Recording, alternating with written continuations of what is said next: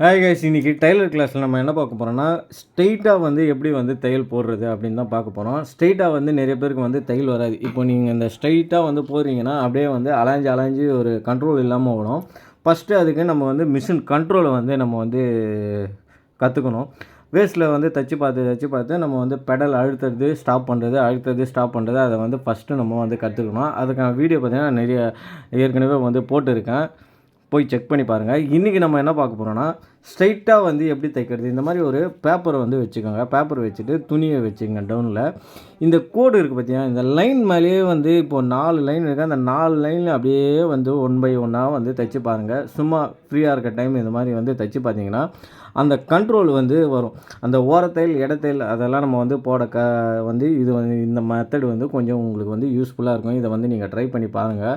நிச்சயமாக அந்த ஸ்ட்ரெயிட்டுக்கான வந்து ஸ்ட்ரெயிட்டாக தைக்கிறதுக்கான ஒரு கிளாஸாக வந்து இது இருக்கும். ஓகேவா? இப்போது ஃபஸ்ட்டு இந்த மாதிரி வச்சுக்கோங்க. இந்த இப்போ ஃபஸ்ட்டு லைனில் இருக்குதுல்ல, இதில் வந்து மிஸ்ஸே ஆகக்கூடாது. நம்ம வந்து தைக்க ஆரம்பித்தோன்னா அப்படி பெண்டே ஆகக்கூடாது. கரெக்டாக அந்த தையல் மேலேயே அந்த கோடு இருக்கு இல்லையா, இந்த லைன் மேலேயே அப்படியே வந்து தைங்க. கரெக்டாக இங்கே கரெக்டாக வச்சுட்டு இந்த லைன் மேலேயே அப்படியே வந்து தைங்க.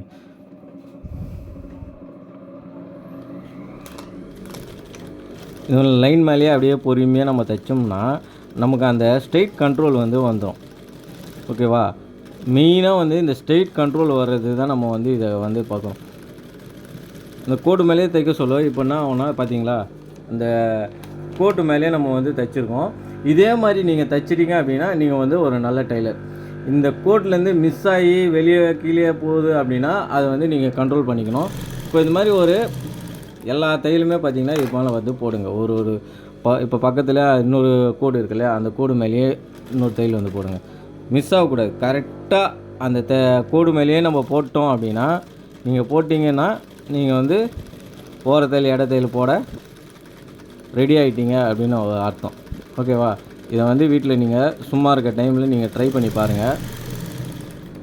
பாருங்க, அவ்வளோதான். இப்போ பார்த்தீங்களா, தையல் பார்த்தீங்களா எவ்வளோ நீட்டாக இருக்குது. இந்த மாதிரி நீட்டாக வந்துச்சுனாலே, ஃபினிஷிங் பக்காவாக இருந்ததுனாலே நீங்கள் வந்து பாதி டெய்லர் ஆன மாதிரி தான். அடுத்தது இதே மாதிரி ஒரு 10 இடத்துல வந்து போட்டு பாருங்கள். டெய்லியும் வந்து ஒரு கொஞ்ச நேரம் இது மாதிரி தைச்சி பார்த்தீங்கன்னா உங்களுக்கு வந்து ப்ராக்டிஸ் ஆகிடும். அந்த பக்கத்தில் இருக்கிற தையலை பார்த்து திருப்பி நீங்கள் இடத்தையில் போடுறதுக்கும் வந்து உங்களுக்கு வந்து ஈஸியாக இருக்கும் இந்த மாதிரி போடுறதுக்கு. இப்போது நீங்கள் ஜாக்கெட்லாம் தைக்கிறீங்க அப்படின்னா அப்போ வந்து இந்த ஃபினிஷிங்லாம் வந்து தேவைப்படாது. இதுவே நீங்கள் ஷர்ட்டு மேக்கிங்கு இல்லை பேண்ட்டு இதெல்லாம் தைக்கிறீங்கன்னா இதெல்லாம் வந்து கண்டிப்பாக தேவைப்படும். இந்த மாதிரி ஃபினிஷிங்காக இருந்தால் மட்டும்தான் நம்ம வந்து டெய்லர் வேலையை வந்து நிலைக்க முடியும். ஓகேவா? இல்லாட்டி அவியல் டெய்லராக ஆகிடுவோம் நம்ம. இந்த மாதிரி ஃபினிஷிங்காக வந்து தைக்க கற்றுக்கோங்க. ஓகேவா?